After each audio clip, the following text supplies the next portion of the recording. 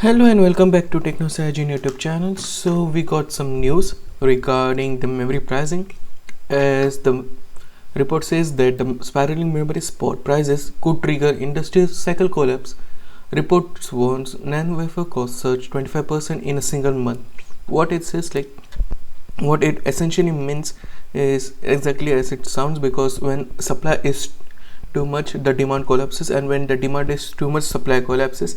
And this in turn is good and bad at the same time, because because the demand is way too much and the supply will collapse, this will in fact lead to many other companies to go into NAND business, manufacturing this NAND supplies, but it will not take into effect so soon, maybe in 2027, because right now only Micron, Samsung and HKNX are the only companies that provides NANDs.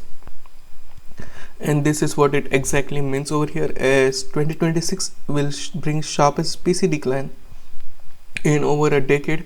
PC shipment is expected to fall to upwards of 10.4%, and which is a bad thing to see, because it essentially will make the entry level PC segment disappear, since we don't have any more RAM and any more things, as the entry level PC segment will disappear by 2028 due to the ongoing RAM crisis, a firm predicts, which is true, because if we are not getting enough things, enough NAND or enough RAM, the entry level PC segment, which is sub $500, will disappear by 2028 if this continues, and it is already on the verge of collapsing in 2026. So it is to be seen, and the firm is predicting it, which is indeed true.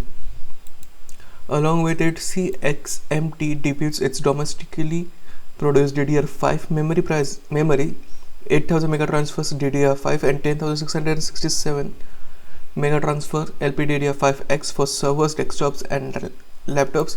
And this is what I mean, like many major companies, smaller companies will indeed come into NAND supply business and try to create their own RAMs and stuff like that, so that the demand is met, the supply is there, where the demand is literally high, and it is for AI and not for consumers, and the consumer segment will be affected at a very large rate because of this.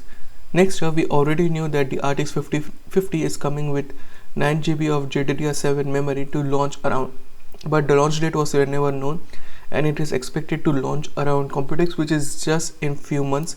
It is reportedly in 3 months to be exact, as the news is true, as it comes from BenchLife.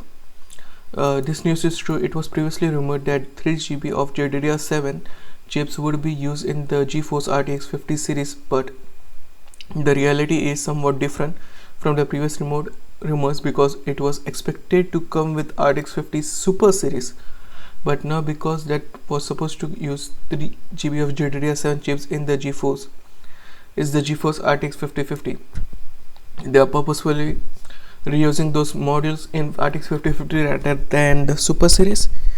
And in NVIDIA's Blackwell GPU architecture, the RTX 5050 is the only product that uses GDDR6 memory chip. However, it is now confirmed that we can see NVIDIA's RTX 5050 with GDDR7 chip around Computex 2027, not 2027, 2026. The main reason for this is, of course, the supply and demand of GDDR6. Of course, this does not mean that it will be upgraded from 8 GB to 12 GB of GDDR7. It is going to be 9 gigabytes, and these are all the specs. It is rumored to come with 96-bit bus. The memory bandwidth will be higher because of 9 GB GDDR7, which will be 336. The price and everything else to be determined. I will keep you updated regarding it, but yeah, it is what it is at this current point of time. Lastly, for today, we knew that the Zen 7 is already in works. According to most lawyers, that we already knew the leak performance of it. It was expected to come with the IPC increase of 15 to 25% IPC uplift over Zen 6, not Zen 5 or Zen 5C, and the simulation showed 60 to 20% uplift per core. But now we got more details regarding the Grimlock. It is 98mm square and the chipset has been spotted. As you can see, it's massive. It's 98mm square, and if you can see over here, it is not just 8 cores but 16 cores. So one CCD is coming with 16 cores according to Moore's law is dead, and if it comes with 16 cores, we are finally going to get an entry segment with 16 cores and 16 cores minimum, and 16 cores 32 threads, and the highest end segment will go as high as 32 cores 64 threads, which is first in class for Ryzen. 11,000 to be exact. 10,000 will come with Zen 6, so it will be still 8 cores at max per CCD.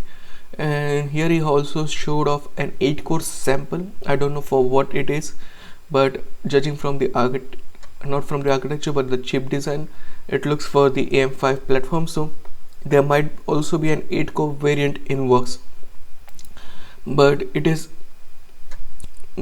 to be seen. I will keep you updated regarding it, but at the same time, it is rumored that the highest end model will come a whopping 334 megabytes of L3 cache per so 224 megabytes of L3 cache per CCD. So if it's 2 cores, like 32 core, it will be around 448 megabytes. So you are getting like almost half a gig of cache in your maybe 11,990 X3D. You are getting almost like half a gig of cache. But yeah, that's it from me today. What do you think about the news? Sound of your thoughts in the comment section down below, and I'll meet you in the next one. Peace out.